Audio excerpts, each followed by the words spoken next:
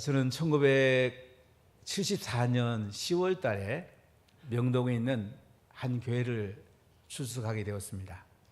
제가 인생의 목적에 목말라 있을 때 친구가 교회 간다 그래 나도 따라가면 되겠냐 해서 교회를 가게 되었습니다. 12월 25일 날 교회에서 예배드리고 우리는 라면이라든지 먹을 것을 가지고 인문동에 있는 철거민촌을 찾아갔습니다. 집이 다 철거되고 이제 텐트에 그들은 살고 있었습니다. 추위에 떨고 있었습니다. 제가 이런 질문을 했습니다. 이 추운 가운데 참 어른들이 많이 있을 텐데 우리가 무엇을 좀 섬겨드리면 좋겠습니까? 했더니 한 아주머니가 이렇게 답변했습니다.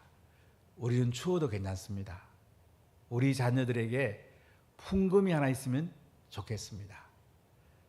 부모가 추위에 떨면서도 자녀를 잘 가르치고 싶어하는 그 어머니의 헌신, 그 아버지의 헌신이 대한민국을 만들었지 않았나 하는 생각을 종종 가지게 됩니다. 하늘 아버지께서는 우리 인류가 죄악으로 떠내려가고 슬픔 가운데 있는 것을 보시고 그 아들 예수님을 하나님 보좌편에 앉아있는 예수님을 이 땅에 보내셨습니다. 낮고 낮은 이 땅에 인간의 몸을 입고 동정녀 마리아의 태반을 빌려서 예수님이 이 땅에 오셨습니다. 하나님 아버지의 헌신이 있었기 때문에 우리가 성탄절을 지키고 예수님을 만나게 된 것입니다.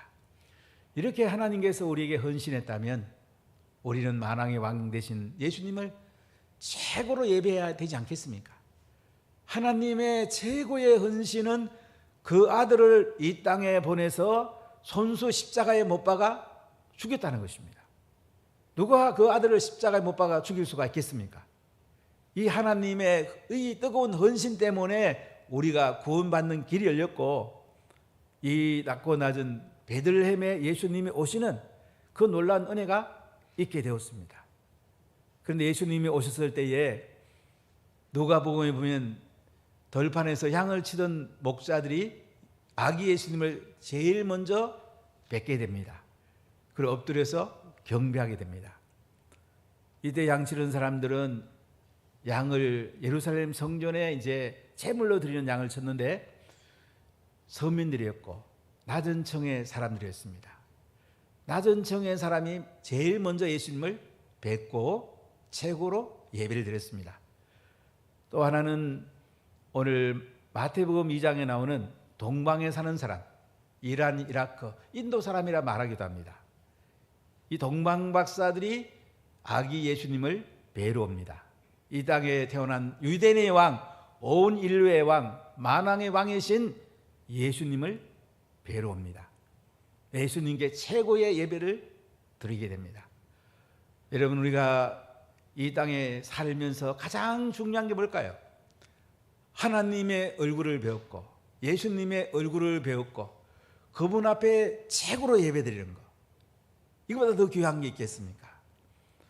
오늘 성탄을 통해서 이 땅에 오신 아기 예수님께 어떻게 하면 우리가 최고로 예배드릴 수 있는가, 동방 박사를 통해서 우리가 은혜를 받고자 합니다. 사랑하는 여러분, 2022년 이제 거의 다 지냈습니다. 최고 예배를 드렸습니까? 예배 우선순위를 듣습니까?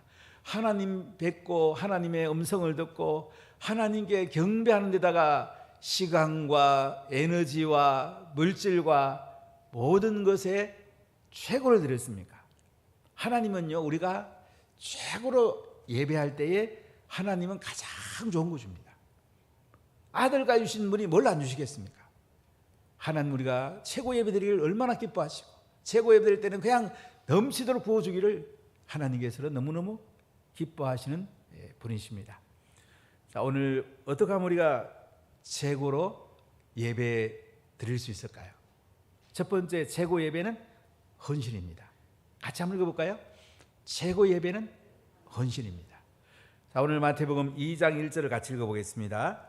헤롯 왕 때에 예수께서 유대 베들레헴에서 나심에 동방으로부터 박사들이 예루살렘에 이르러 말하되. 헤롯 왕 때입니다. 헤롯은 유대인이 아닙니다. 이둠의 사람입니다. 에서의 후손입니다.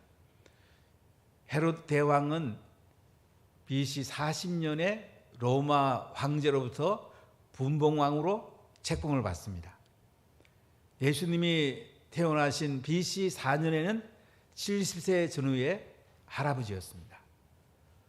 예수님이 태어난 것이 역사의 중심이죠. BC와 AD를 가르죠. 그런데 그 뒤에 학자들이 연구해 보니까 예수님이 태어난 해가 영년이어야 되는데 BC 4년인 것이 밝혀집니다. 왜 그렇게 됐냐면 그레오리우스 달력을 만들면서 516년에 디오니시우스라는 수도사가 역사가인데요, 로마 역사를 기독 역사로 바꾸면서 BC 749년을 BC 753년으로 오기를 하게 됩니다. 잘못 기록하게 됩니다. 그래서 다시 연구해 보니까 BC 4년에 예수님이 땅에 오셨다는 겁니다. 이분이 베들레헴에 나셨는데 동방에서 박사들이 예루살렘에 이르렀다, 이렇게 말합니다. 예수님이 태어났을 때에 구약에서 그렇게 메시아가 오신다, 예수님이 오신다고 예언했는데도 대제사장이나 서기관이나 예루살렘에 사는 유대인들은 관심이 없었습니다. 예수님이 왕으로 이 땅에 오신 것을 몰랐습니다. 근데 먼 데 있는 동방에서 천문학을 연구하고 별자를 연구하고 메시아 사상을 가진 동방 박사들이 예루살렘에 이르게 됩니다. 그리고 이렇게 말합니다. 2절을 같이 읽어보겠습니다. 유대인의 왕으로 나시니가 어디 계시냐? 우리가 동방에서 그의 별을 보고 그에게 경배하러 왔노라니. 유대인의 왕으로 나시니가 어디 계시냐? 예루살렘에 와가지고 이제 동방 박사들이 묻습니다. 우리가 그의 별을 보고 그에게 경배하러 왔다. 하나님이 동방 박사에게 왕의 왕이신 예수님께로 안내하는 별입니다. 하나님은 천체를 이용하기도 하세요. 자연현상을 이용하기도 하세요. 별을 따라 우리가 왔는데 우리가 그분에게 경배해야 되겠는데 유대인의 왕 그분이 어디 계시냐? 이렇게 묻습니다. 그러니까 3절에 헤롯 왕과 온 예루살렘이 듣고 소동한지라. 헤롯 왕이 얼마나 놀라겠습니까? 아니, 내가 왕인데, 내가 유대인의 왕인데 뭐 유대인의 왕이 태어났다고? 가만둘 수 없지? 반역자지? 이런 생각 안 하겠습니까? 온 예루살렘이 듣고 소동합니다. 예루살렘 사람들은 메시아가 올 것을 고대하고 있었습니다. 얼마나 기다리고 있는지 몰라요. 소동할 수밖에 없죠. 그때 4절 같이 읽어보겠습니다. 왕이 모든 대상과 백성의 서기관들을 모아 그리스도가 어디서 나겠느냐 물으니. 왕이 이제 예수님께서 메시아가 이 땅에 오실 것을 제일 잘 아는 대상들과 백성의 서기관들을 불러가지고 그리스도가 어디서 나겠느냐 이렇게 묻습니다.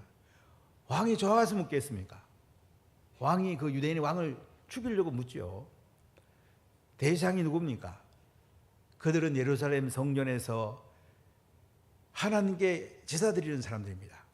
특히 헤롯 대왕은 환심을 살려고 헤롯 성전을 잘 지었습니다. 대상들은 제물로 예배를 드리는데 먼 데 있는 사람들은 제물을 가져다가 소라든지 양이나 염소, 비둘기 상처나면 못 드리거든요.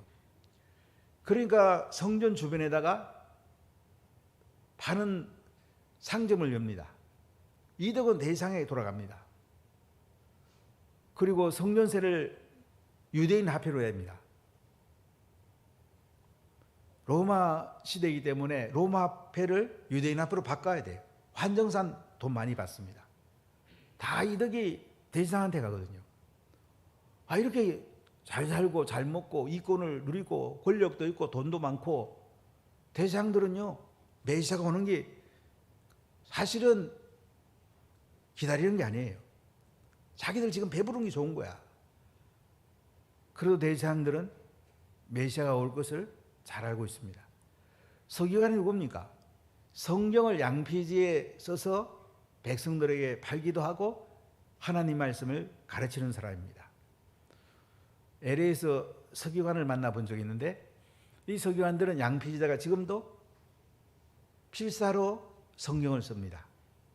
유대인들은 두루마리 성경 창세기부터 말라기까지 이 성경을 인사에 찍는 게 아니고요, 서기관들이 지금도 기록을 합니다.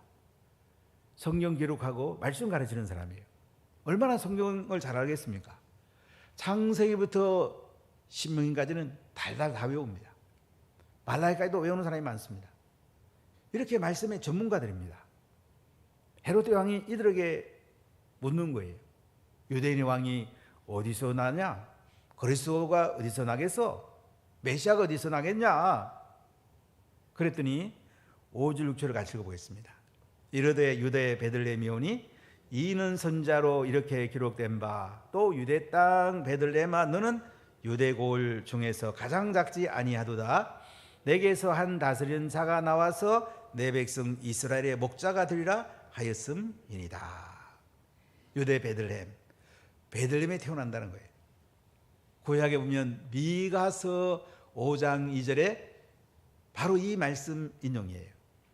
베들레헴 에브라다, 작지 않아요. 근데 이 마을에서 어떻게 해요? 그리스도 메시아가 온다는 거예요. 이스라엘의 목자가 태어난다는 거예요. 이 얘기를 대상들과 서기관들이 헤롯 왕한테 이야기합니다. 베들레헴은 야곱이 가장 사랑했던 라헬이 죽은 곳이에요. 지금도 무덤이 있습니다. 무덤을 방문한 적이 있는데 지금도 유대인들은 굉장히 거룩한 성지로 잘 보존하고 있습니다. 그리고 다윗의 증조 할머니였던 룻이 보아스하고 사랑하고 함께 살았던 곳이 베들레헴입니다. 그리고 다윗의 고향이 베들레헴이에요. 옥타비아누스, 아구스투스 때 로마 황제가 다 고향으로 가서 호적을 해라, 세금을 거두려고 병사를 징발하려고 호적하라고 합니다. 이때 요셉과 정혼했던 마리아도 잉태 만삭된 아이를 태에 가지고 베들레헴으로 가죠.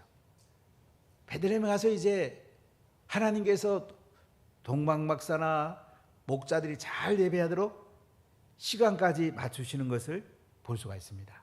베들레헴은 떡집이란 말이죠. 예수님은 떡집의 말 부유통에서 태어나셨습니다. 바로 베들레헴에서 태어난다고 대상과 서기관들이 헤롯 대왕한테 대답을 합니다. 자, 7절 8절 같이 읽어볼까요? 이에 헤롯이 가만히 박사들을 불러 별이 나타난 때를 자세히 묻고 베들레헴으로 보내며 이르되 가서 아기에 대하여 자세히 알아보고 찾거든 내게 고하여 나도 가서 그에게 경배하게 하라. 자, 헤롯이 박사들에게 뭐라고 그럽니까? 가서 별을 따라서 너희들이 가면 아기 예수님, 메시아, 만왕의 왕이신 그분을 찾게 되면 나한테 와서 얘기 좀 해달라. 나도 가서 경배하겠다. 헤롯 왕이 정말 경배하려고 그랬을까요? 자기가 왕인데, 유대인의 왕이 태어났다니까 자기한테 얘기하면 어떡하겠어요? 자객을 보내서 죽이려고 하는 거 아니겠습니까? 지금 속임수를 쓰는 거죠. 사랑하는 누나 여러분, 이렇게 예루살렘에서는 대상이나 서기관이나 예수님 메시아가 오신데도 아무도 모르고 있어요. 헤롯 왕은 유대인의 왕이었다니까 죽이려고 하고 있는 거예요. 동방박사들은 멀리서 그들이 희생을 다 해서 유대인의 왕, 온 인류의 왕, 온 우주의 왕 그리스도 메시아를 경배하러 온 것입니다. 그들에게는 헌신이 있었습니다. 희생이 있었습니다. 여러분, 최고 예배는 헌신이 동반되는 거예요. 헌신할 때 예배가 되는 거예요. 헌신 가운데 진짜 예배가 우리 속에 하나님께 영광이 돌려집니다. 제가 78년에 예수님 만나고 나서 제일 먼저 읽었던 책이 죽으면 죽으리라. 에스더의 신앙 고백이죠.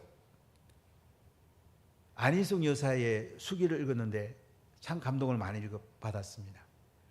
그 다음에 그분이 쓴 책이 죽으면 살리라, 이런 책을 쓰게 됐는데요. 그분은 어머니랑 새벽 기도를 다녔습니다. 새벽 2시만 일어나서 30리길을 2시간을 걸어갑니다. 그리고 새벽 기도하고 또 2시간을 걸어서 집에 오는 새벽 기도를 오랫동안 했습니다. 신사 참배에 반대한다고 감옥에 갇혔습니다. 그분은 순교하기를 원했습니다. 하나님 앞에 생명을 드리기를 원했습니다. 8.15 광복이 왔습니다. 그분은 감옥에서 나왔습니다. 죽으면 죽으리라는 그 수기의 부제가 뭐냐면 실격된 순교자의 수기. 자신은 순교했더라면 하나님께 더 영광이 됐을 건데 실격된 순교자다, 이런 표현을 썼어요. 보통 사람 같으면 살아나면 얼마나 좋았겠어요. 얼마나 기쁘겠어요. 이분 마음에는 차라리 순교했더라면 더 좋을 건데 내가 순교의 반열에 들지 못했지만 실격된 순교자다, 이렇게 자신을 표현을 했습니다. 사랑하는 여러분, 여러분의 예배는 정말로 헌신이 있습니까? 멀리서 오는 분도 계세요. 우리 박춘자 집사님 같은 분은 버스 타고 저 덕포동에서 오세요. 늘 참 볼 때마다 고맙고 얼마나 좋은지 모르겠어요. 여러분, 우리 믿음의 선배들은 헌신이 있었습니다. 얼마나 바빴습니까? 그런데도 항상 예배에 최우선순을 줬습니다. 토요일날 일을 다 마치고 주일은 새벽부터 저녁까지 하나님께 온전히 드렸습니다. 정말로 최고의 예배를 드렸습니다. 언제부턴가 우리는 그냥 예배만 드리면 주일 지킨 것처럼 우리 자신을 너무너무 최고의 예배보다는 자신을 위해서 주일을 지낼 때가 있지는 않는지요. 여러분, 최고의 예배는 최고의 헌신이 묻어납니다. 여러분 예배 속에는 최고의 헌신이 묻어나고 있습니까? 여기에 기쁨이 있고 하나님의 영광이 있는 것입니다. 두 번째 최고의 예배는 예배입니다. 같이 한번 읽어볼까요? 최고의 예배는 예물입니다. 자, 이렇게 동방박사들은 별을 따라서 베들레헴으로 가게 됩니다. 자, 우리 9절을 같이 읽어보겠습니다. 박사들이 왕의 말을 듣고 갈새 동방에서 보던 그 별이 문득 앞서 인도하여 가다가 악이 있는 곳 위에 머물러서 있는지라. 박사들이 왕의 말을 듣고 갈새, 베들레헴에서 유대인의 왕 그리스도가 태어났다고 그러니까 이제 박사들은 왕의 말을 듣고 동방에서 보던 그 별을 따라서 가게 됩니다. 별이 인도합니다. 별이 아기 예수님이 태어난 곳으로 인도하고 있습니다. 근데 아기 예수님 있는 곳에서 별이 머물러 서는 거예요. 그들이 별을 보고 매우 크게 기뻐하더라. 동방박사들은 그 먼 거리를 와서 아기 예수님께 최고의 예물을 드려서 최고로 경배하러 왔습니다. 근데 별이 보니까 한 집에 머무는 거예요. 지금도 베들레헴 가면 예수님이 태어난 곳이 있습니다. 태어난 곳에 들어가려면 문을 하나 지나가야 되는데 문이 한 1m쯤 될까 봐요. 꼭 고개를 숙여서 이렇게 해야지 들어갈 수가 있어요. 옛날 왕들도 꼭 고개를 숙여야지 그곳에 들어갈 수가 있습니다. 그리고 예수님이 태어난 곳은 동굴이에요. 마국간이에요. 지금도 별표에는 그곳을 보려면 엎드려야 됩니다. 우리가 고개를 숙이고 엎드릴 때 예수님이 높아지고요. 예수님이 영광을 받으십니다. 별이 그 마구간에 아기 예수님이 있는 곳에 오더니 머무는 거야. 그래서 동방박사들이 보고 기뻐하고 또 기뻐하고 또 기뻐했던 것입니다. 자, 11절을 크게 한번 읽어보겠습니다. 집에 들어가 아기와 그의 어머니 마리아가 함께 있는 것을 보고 엎드려 아기께 경배하고 보배합을 열어 황금과 유향과 몰약을 예물로 드리니라. 동방박사들이 집에 들어갑니다. 아버니가 아기하고 어머니 마리아가 함께 있습니다. 그들은 엎드립니다. 큰절을 합니다. 큰절하는 건 참 좋은 것입니다. 가정상 예배 드리면 자녀가 부모님께 꼭 큰절을 해보세요. 얼마나 좋아요. 큰절하면 우리 자신들이 상대방을 더 높인다는 말이잖아요. 엎드려 아기께 경배하고 어떻게 합니까? 보배합을 열어가지고 황금과 유향과 몰약을 예물로 드립니다. 황금은 뭐를 의미합니까? 왕권을 의미합니다. 예수님이 왕이라는 것입니다. 우리 예물 가운데 왕권은 뭘 의미하죠? 11조로 말합니다. 모든 것이 하나님의 것인데 그 중에 11조를 들어서 신앙 고백하는 거예요. 내 가진 있는 모든 만물의 주인은 하나님이십니다. 내 가진 재산의 주인은 하나님입니다. 이 고백이 11조예요. 여러분 올해 2022년에 11조 하나님께 잘 들으셨죠? 제가 궁금해서 우리 직분자들 11조를 쭉 한번 읽는 걸 살펴봤더니 좀 안타까웠던 거는 작년은 매달 이렇게 드렸는데 올해는 가끔 이렇게 안 드린 달도 있더라고요. 좀 어려우셔서 그러신지 좀 사업이 어려우신지 생각도 하면서 기도했는데요. 여러분 아무리 어려도 11조는 드려야 돼요. 예수님 왕이니까. 왕 대신 예수님께 당신이 왕입니다. 이 고백이 이제 황금이에요. 몰약 유향. 유향은 뭐냐면 성전에 대해서 기도 드릴 때 올려드리는 향. 그리스도의 신성을 의미합니다. 헌금을 하면 감사 헌금을 말한다 보셨어요. 하나님께 감사합니다. 감사하면 하나님께 가장 좋은 거 드리고 싶잖아요. 자녀도 부모님께 좋은 거 드리고 우리가 하나님께 감사 힘을 드린다는 거 얼마나 좋습니까? 어제도 결혼식을 했습니다. 제가 신랑 신부를 상담하면서 하나님께 11조 드리죠. 예, 드리고 있습니다. 앞으로는 양가 부모님께도 11조 드리세요. 대답했고 제가 결혼식에도 또 약속을 또 받았습니다. 여러분 자녀는 부모님께 11조 하면 참 좋아요. 얼마나 기뻐하시겠어요, 부모님. 필요하면 부모님 더 줄 수도 있어요. 유향은 감사한 겁니다. 몰약은 예수님의 시신에 니고데모가 몰약을 발라서 장례를 준비했습니다. 몰약은 예수님의 인성을 의미합니다. 성교 헌금, 성경과 나눔의 헌금, 때로는 여러 헌금을 말합니다. 내가 써야 될 재물을 꺾어서 피 같은 재물을 꺾어서 하나님께 드린 게 몰약이에요. 몰약.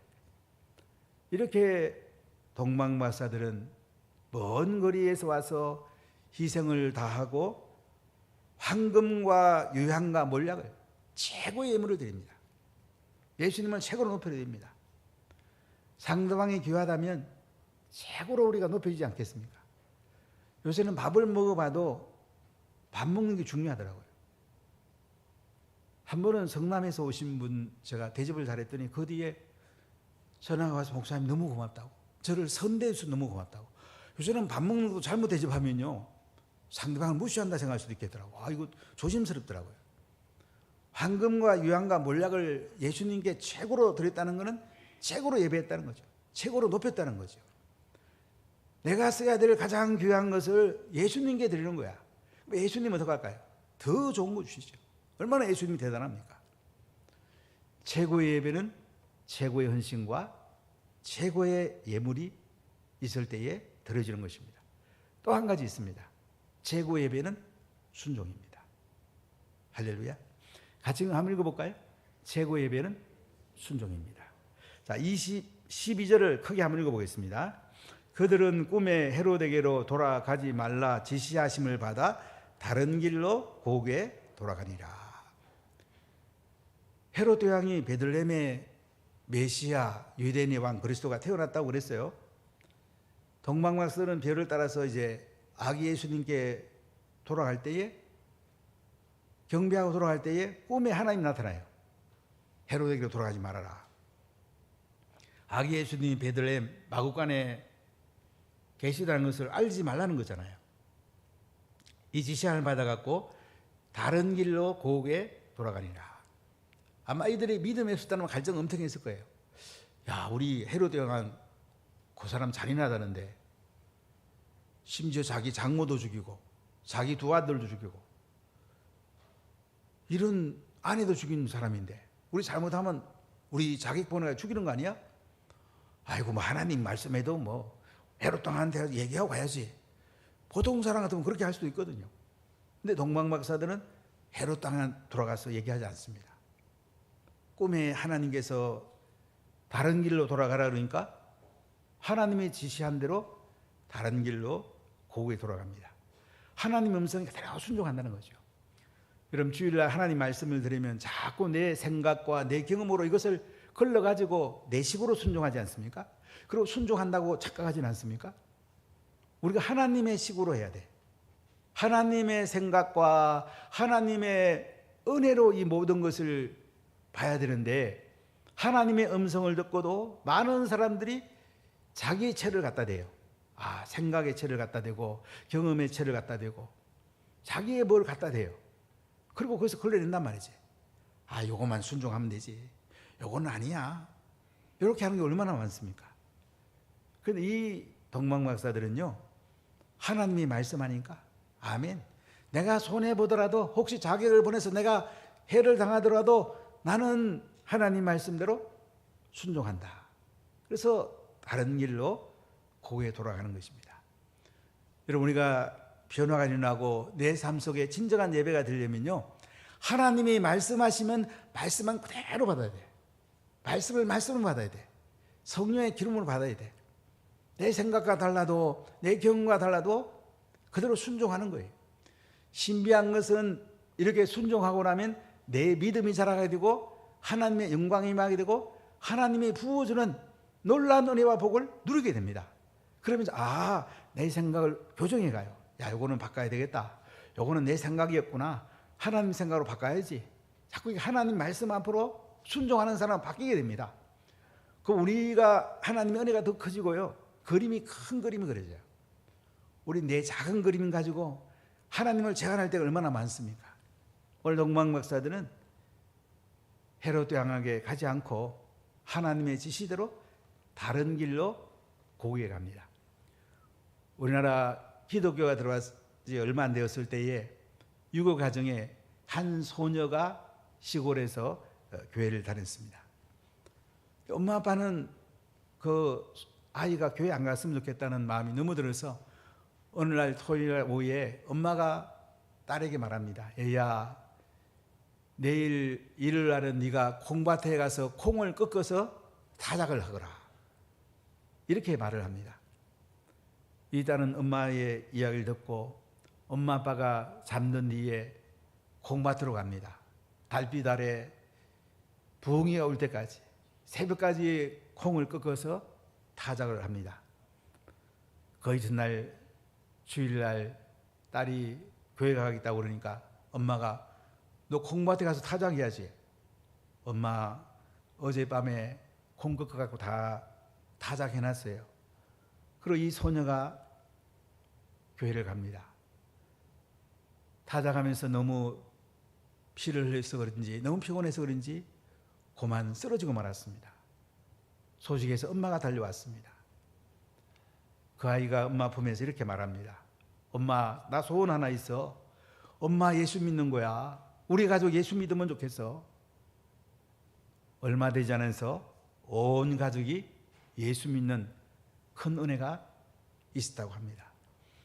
여러분, 이런 헌신, 최고의 예물, 최고의 순종이 있었기 때문에 한국교회가 있고, 순교자의 재물 위에 대한민국 교회가 세워져서 여기까지 왔습니다. 이제 우리 후손에게 바통을 잘 물려줘야 됩니다. 우리가 어떻게 믿는가가 우리 후손을 결정을 합니다. 사랑하는 여러분, 오늘 성탄절입니다. 우리가 최고 예배를 드리고 있습니까? 최고 예배는 뭡니까? 오늘 동방박사들의 예배를 통해서 최고의 헌신입니다. 최고의 예물입니다. 최고의 순종입니다. 한번 최고로 예배드리지 않겠습니까? 왕 대신 예수님께 최고로 예배드려서 최고로 은혜 받고 최고로 복 받는, 저는 이런 운하 가족이 되기를 소원합니다. 여러분, 최고의 헌신, 최고의 예물, 최고의 순종을 통해서 왕 대신 하나님께 영광 돌리고 예배드림으로 새해를 맞이해서 최고의 은혜를 받고 최고의 복을 받는 운하 가족이 다 되시기를 예수님 이름으로 간절히 축복합니다.